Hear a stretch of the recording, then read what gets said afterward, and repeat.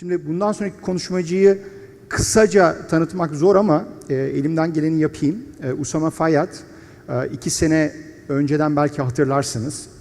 Kendisi gerçek manada bir rocket scientist. Hani öyle derler ya. NASA'da 20'nin üzerinde patenti var. Devlet madalyası almış. Aynı zamanda dünyanın Chief Data Officer ünvanına sahip ilk insanı. Böyle bir özelliği var. Hani şu anda çok daha fazla bunu görüyoruz ama bir de işte bu Yahoo'da yapmış bir de bunu. Öyle herhangi bir şirketten de bahsetmiyoruz. Kurduğu şirketi Yahoo'ya sattıktan sonra ve o zamandan beri de teknoloji dünyasında işte en önüne gelen insanlarından bir tanesi. Çok şanslıyız burada olduğu için tekrar. Teşekkür ediyoruz. Bir de şöyle minik bir tebrik Usama'ya buradan. 1-2 hafta önce çok taze haber. Kurucularından olduğu Uda Health isimli startup ilk roundda $40 milyon fon toplamış. Dolayısıyla herhalde şimdi bayağı bir cephaneleri var bu startup'ı da geliştirmek için. Ben lafı daha uzatmadan sahneye Usama Fayyad'ı davet etmek istiyorum. Usama, please. Thank you, as always.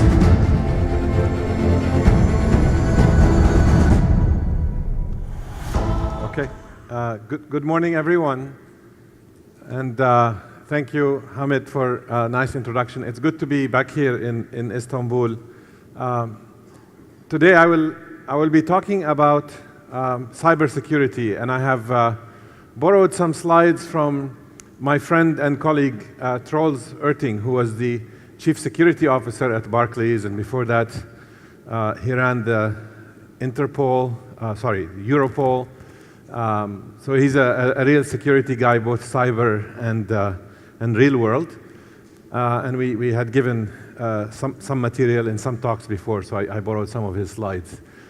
Troels is now with the World Economic Forum, where they have started a global center for cybersecurity, and they are trying to basically bring together a lot of forces around the world to figure out a way to combat the growing threats. So what I'll be talking about is how bad these threats are becoming and why we should worry. So part of this talk hopefully will make you very scared, and part of the talk will give you some hope, because through some technologies like AI and machine learning, I think we can come up with good solutions to a lot of these scary problems. I'm not going to go through the definitions, right? These are standard definitions of cybersecurity versus information security, right? Cybersecurity is about the physical protection of systems, and information security is the actual data, basically. How do you protect it, both from a privacy as well as a hacking perspective? In business, this is a big cost. This is an average per business of a certain size. About $11.7 million a year, 130 security breaches per year per company, right? Per company. And the 11.7 is per company, by the way. Every minute, about $1 million is lost to cybercrime.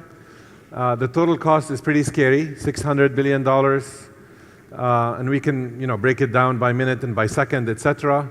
Ransomware, which is when somebody, breaches your systems and then holds the data hostage or the systems hostage and say, if you want to use your systems again, you have to pay me, is $8 billion per year and growing dramatically. So it's a pretty bad environment. There are 3 pillars of cybersecurity, and we're going to talk some more about these. The first one is actual security itself. The second one is privacy, or understanding whether you can trust the data you see. And the third one is integrity. Security.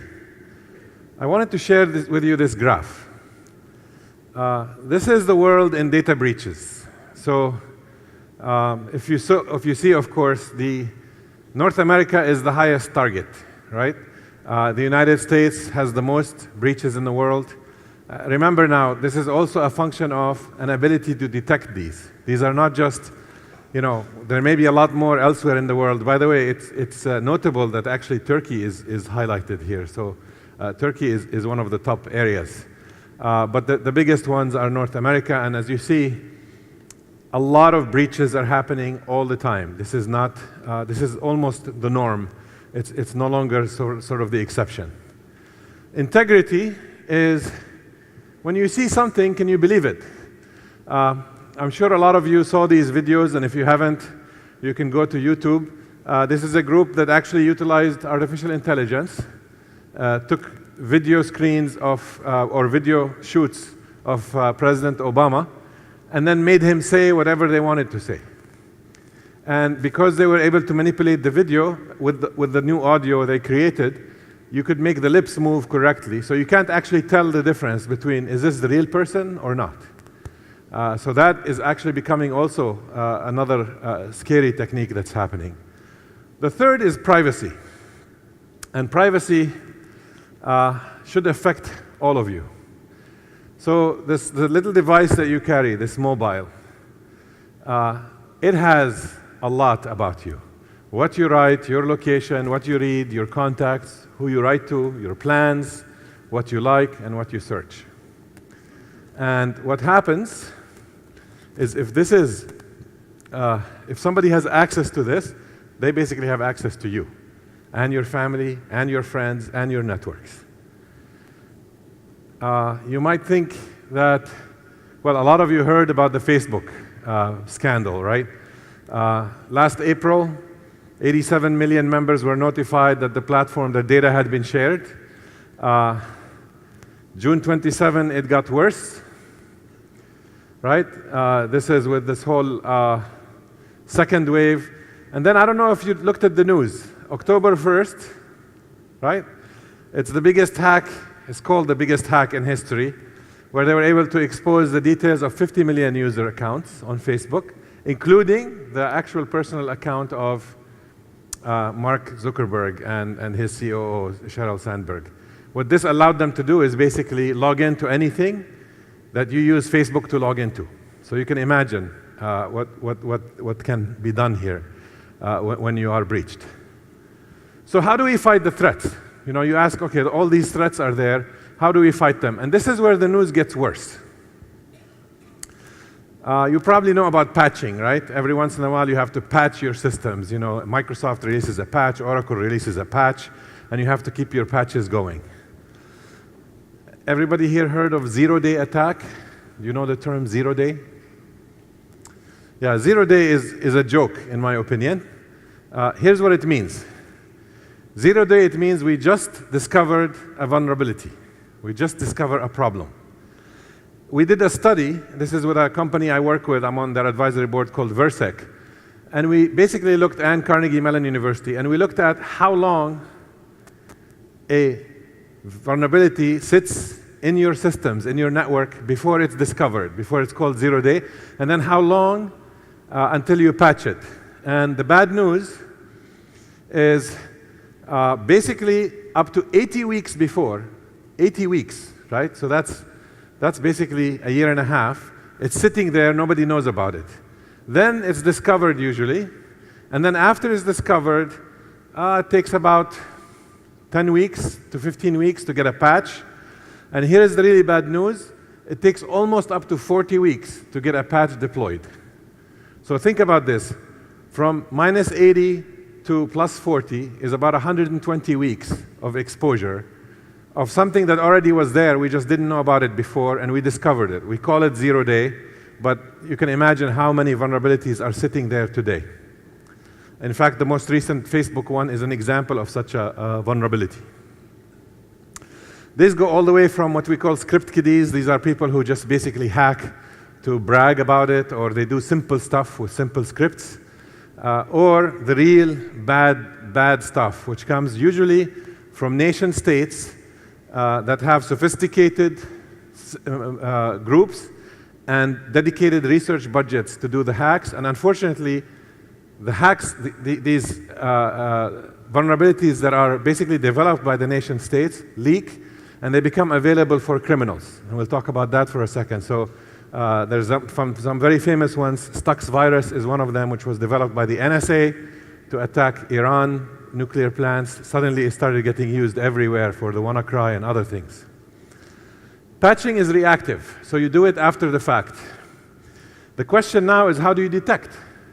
Can we actually detect in real time or see what's happening instead of react after we know that there's a problem?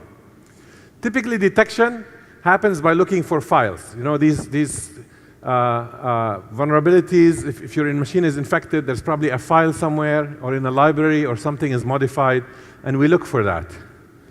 However, the news here is getting much worse. We are now getting new classes of attacks. They're called fileless in memory, meaning they don't leave any trace on the file system, and they are in-memory hacks, right? So extremely difficult to detect. And in fact, if you look at the trend is pretty scary. This is over time we go, you know, Stuxnet is the one on the left, which was developed by the NSA, the National Security Agency of the United States, and then leaked to the criminals. And then it actually progressed, and as you see, as we progressed, we started getting, number one, a lot more types of problems, and worse, they all are becoming fileless, meaning we don't have any means of detecting them. So they can just do their work and you don't even see a trace of these things working. Also, the changing types of vulnerabilities. It's very interesting here because you know, some of you may be familiar with SQL injection, SQL injection.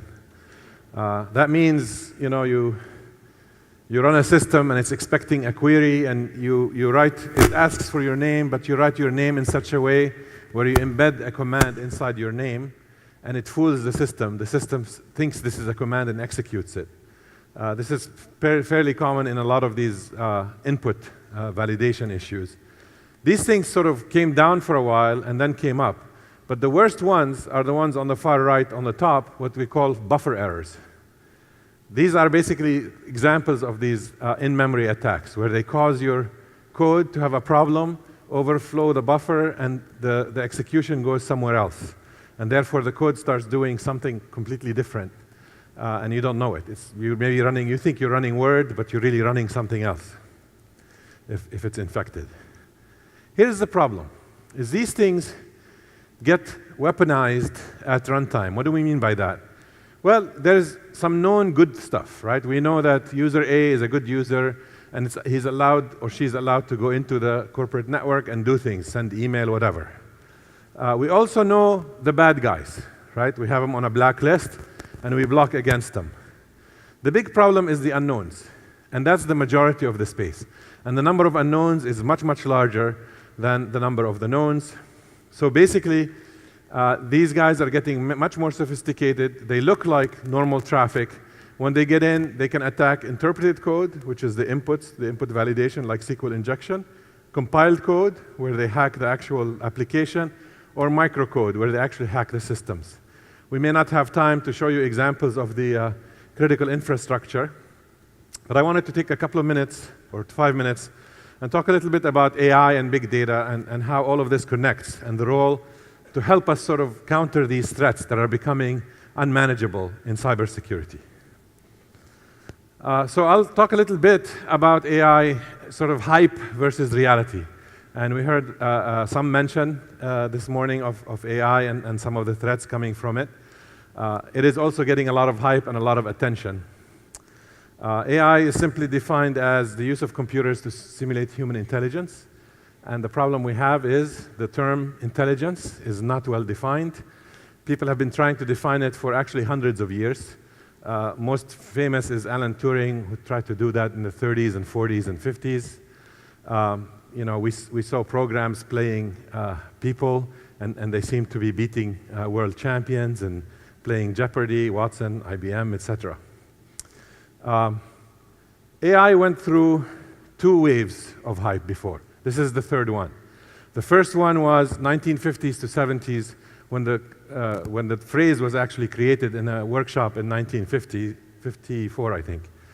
And in 1970, there was a big disappointment. We call it the first AI winter, where A lot of work in AI just stopped. People gave up on it. And what happened there is people discovered that it's very hard to make computers do something that humans do very easily, which is, we call it common sense reasoning. So I give you a statement and you think about it and you say, this makes sense, this doesn't make sense. Turns out that that's very important for general intelligence, and it's very hard to do. Natural language understanding proved to be very hard. And people tried to use mathematical logic to represent the world, and that didn't scale very well with computers. But there were some things that worked, right? So we got expert systems that worked. We got game players that worked very well. And they showed that you can actually do stuff that people thought machines could not do before, but none of the stuff that we do in terms of general intelligence. Then there was the second generation, which started in the 80s when neural networks became popular the first time. And then people suddenly figured out, oh, neural networks, that's just statistical regression, nonlinear regression. It's nothing magical. But the second wave still failed. So that went on from the 80s until the early 90s. And then we had another winter where people stopped working about AI, decided most of the stuff doesn't work. And what did we learn from that second wave? Well, we learned that the problem was worse. The problem is, it seems like in order to solve a problem, you need to know everything about the world somehow to solve it. And it seemed like we needed to understand what spatial reasoning was about, because it was about sort of problem solving through spatial reasoning. And these two we didn't know how to do. So lesson one for Pragmatic AI, I'm going to share with you 5 lessons, is reduce the problem domain to one where complete knowledge is possible. So where is complete knowledge possible? Well, games are like this, chess or checkers, right? You know everything about the board. You don't need to know anything else. You know the whole world. Many engineering problems are like this. Many business engineering tasks are like this. Whoops, it's going back. How about the big problems, like machine vision, that they couldn't solve? Well, guess what? If people had trouble recognizing objects, let's say you want to find objects in a shopping basket, and it's very hard for a system to understand from an image what's in the basket or what's on the belt. How do you solve a problem like this? Right? Well, the solution is you put a barcode on everything. And barcode now enables you to actually know what each object is. You can scan it even when it's dark, in an angle. You can do it much faster than humans. However, it has nothing to do with how humans see. We don't understand the world because things have barcodes on them. We seem to understand images, right? I can look here and I can see people, I can recognize faces, etc. So we still don't know how humans do it, but we came up with engineering solutions that work at scale in commerce, like barcodes for machine vision. So the hype in the 1980s didn't come out to be true, and the predictions also were off. In the 80s, just like now, people were predicting AI will replace many jobs, we will lose all our jobs, we won't be working, all that good stuff. It turns out we actually created a lot more jobs, but they were a different type of job. And we took away a lot of the easy stuff to do and let humans deal with the harder ones. Today, just like the 80s, you see the same hype. The same scary thing, you know, Elon Musk says the AI is very dangerous, and people talk about how we will be jobless and brainless. In the 80s, they talked about the Japanese 5th generation systems, and the US was scared of it, and they spent hundreds of billions in fear of what it will do. Today, they talk about China 2030. My personal opinion is it's going to be just like the Japanese program. It's not going to yield much, because the problems are really hard, and we don't understand many of the issues in them. Now, a bit of good news. Inside AI, there's this thing called machine learning, which is, can I make systems change behavior based on input? And there were some very early successes. One of the earliest ones I really like is by this guy at IBM called Arthur Samuel. And he built a checkers player, you know, checkers. And there he is playing his board. The significance of this is that he wasn't a great checker player. He built this program. The program was just scoring board positions and learning which ones are better than which ones. And after playing with Samuel many times, it started winning all the time. Then he had the insight of saying, well, if it wins over me, what if I show it all the championship games? So he started feeding it all the championship games in checkers, and this thing started playing at the championship level in checkers. And of course, not surprisingly, we have chess players today that can beat the grandmasters, and effectively nobody can beat machines today. But that, again, they solve the problem in a way that has nothing to do with how humans do it. And this way of solving works very well for things like data analysis, classification, predictive analytics. Same framework as in the 50s. The theme here is AI. Machine learning survived both AI winters, right? In the first one and the second one, and I think it will survive the third one. We will have another AI winter because people will be disappointed. And we got a lot of good stuff coming out of it to this day. I really like this quote at the bottom here by my friend Peter Norvig at Google. He basically says, and I think he's right, we don't have better algorithms. Like since the 80s till now, I don't think we have that many better algorithms. But we have a lot more data. And that is what has enabled machine learning to work. So there are many practical and useful applications, recommender systems, search engines use machine learning, chatbots. There's interesting applications like Erica from Mathematica. There are embarrassing ones like Microsoft Tay. Microsoft Tay was released in 2015. It was a chatbot. And what happened is Microsoft was trying to push the idea of conversational platforms. And a few hackers basically started talking to this chatbot and figured out that if they talk to it in a certain language, they can make it start using racial slurs and bad words and all of that. So Microsoft had to shut it down in a very embarrassing. There's very promising stuff, and there's overhyped stuff. IBM Deep Blue did amazing things with intelligence. IBM Watson got a lot of hype. Now I think it's coming back the right way. And there's very useful stuff. Like I'm addicted to using Google Maps, for example. Search technology uses machine learning, and without it, we can't have good search engines. There's a lot of good applications there. There's also promising stuff like facial recognition. We have some very good solutions there. Alexa, which is the chatbot from Microsoft, it has 40,000 skills, and these skills are crowdsourced. People build skills and publish them on a platform, and then they work. So you can teach Alexa to do something. And that's very promising. Annoying, like ad technology that follows you everywhere you go and shows you the same ads. I'm afraid to say I contributed to some of that bad stuff. Lots of promise and big bets, like automotive, autonomous driving, financial advisory, drug discovery. Of these, I think drug discovery is probably the most promising. Autonomous driving, everybody keeps saying cars will drive themselves. I'll make a prediction here, and you can prove me wrong, I hope, but I think I will be right. We're still very, very far from cars driving by themselves. We're more than 20 or 30 years away, even though people are predicting it's only a few years away. We said successful AI is about machine learning and data. And we said we don't have better algorithms, we just have more data. So basically, are you getting all the data you need? Are you managing it correctly? And this is where big data comes in. Are you making it useful? And can you get to it very quickly?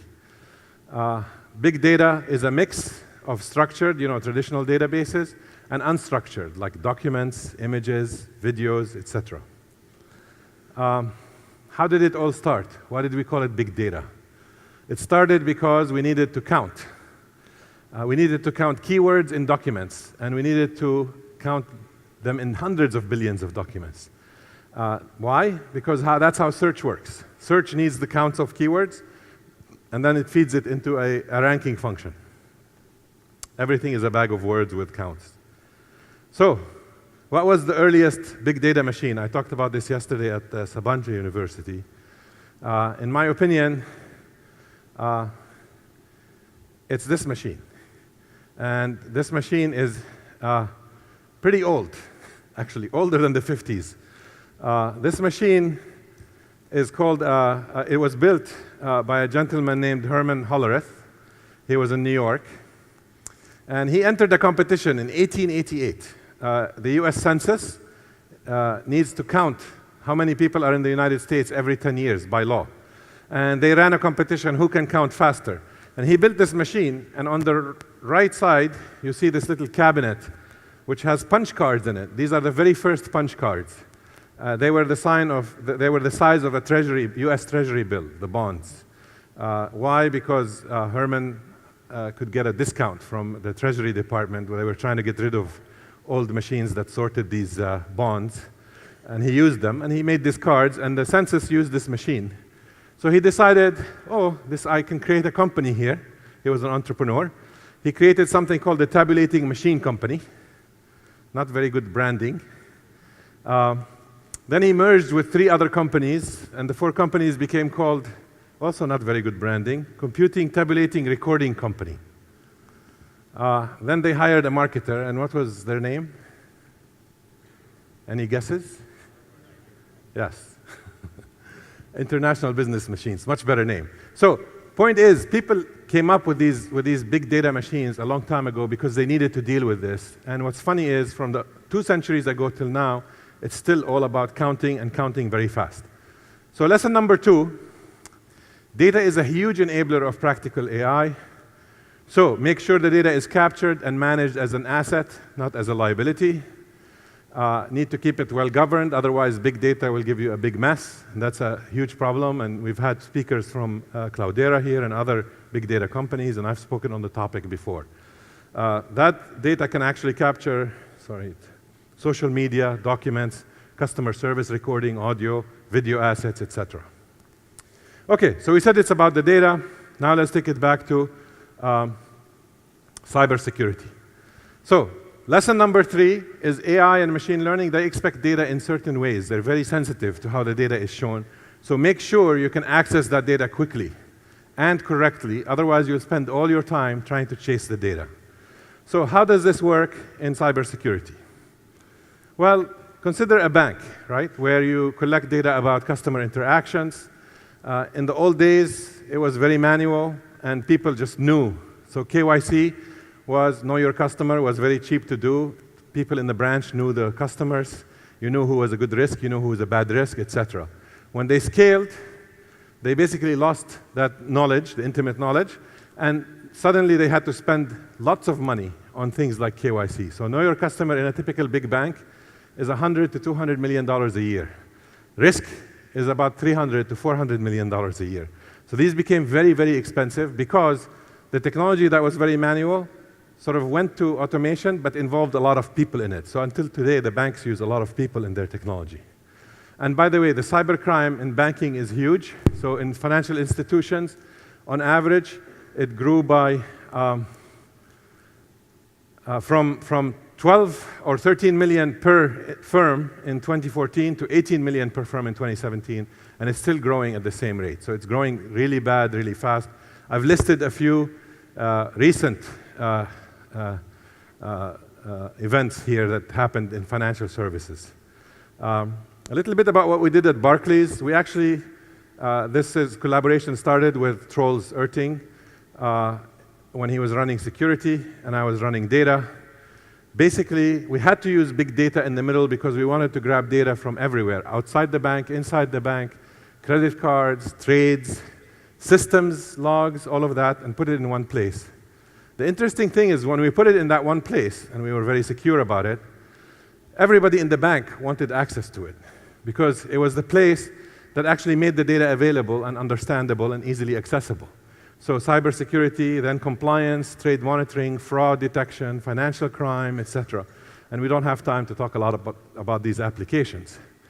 This architecture, we called it data fusion, and that's the ability to basically build a data lake and then manage it properly with the right way to enable people to actually detect events and quickly home in on the right events there.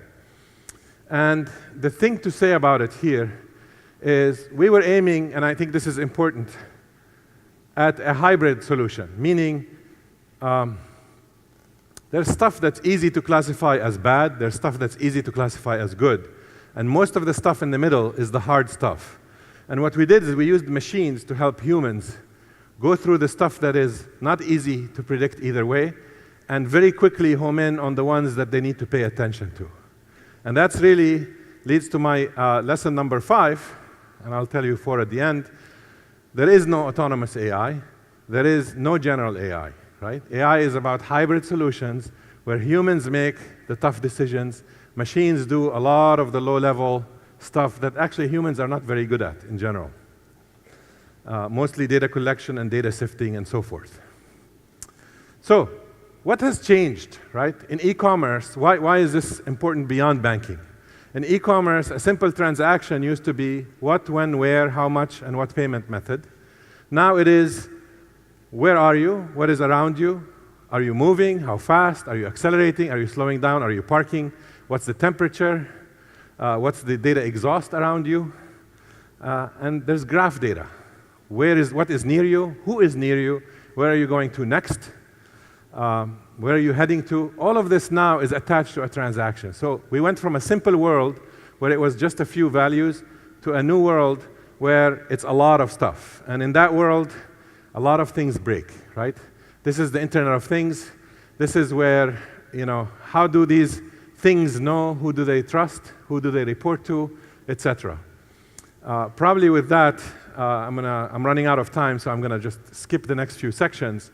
But I just wanted to leave you with the notion that this is a whole new frontier where the whole idea of protecting the perimeter no longer works. So I'll give you a couple of case studies in cybersecurity, in critical infrastructure, and then wrap up. And these come courtesy of Versec, a company we work with. Lots of news about this. Critical infrastructure is when you attack a power plant, a water purification system, etc. And the reason these systems get attacked is, by the way, they are in a weaker position than normal systems. Why? Control systems have to be up 100% of the time. So it's very hard to take them down to patch them. So they don't get patched enough. What we call OT and IT are changing, and even air-gap architecture, meaning even if something is not connected to the internet, you can actually hack into it and engineer into it through social engineering and other means. Old end-of-support Windows systems, a lot of these systems are running, time is up, are running, and Windows 98 and Windows XP, and we don't invest in bringing them up, so you can't basically keep them up to date. So with that, I just wanted to mention that the proper way to handle that world is basically to detect at runtime that things go bad, right? So a lot of these algorithms, you cannot detect them by looking for signatures, but you can detect them when the program starts misbehaving. And there's case studies, I'm skipping here, but we'll make the slides available, of how you could actually detect a lot of the well-known attacks by studying how the memory is executing. So probably with that, I'm going to, and this is a company called Versec, which was actually named as #1 in the RSA 2018 conference in this world. So what I wanted to leave you with here is a couple of thoughts that I'm going to skip here, but just my lessons to remember from today, which are the 5 pragmatic enterprise. Reduce the problem to a very narrow one. Data is a huge enabler, so it's important to capture the right data. It's important to make the data available in the right formats. So when you do your digital transformation, be aware of that. Build deeper models of the user, right? This is the new opportunity here. So don't just do statistical stuff. Try to understand what the user is trying to do or grab intent. And finally, there is no autonomous AI, so look for solutions that are hybrid on both sides. With that, thank you for listening, and my contact info is here, and we'll make the slides available. So thank you.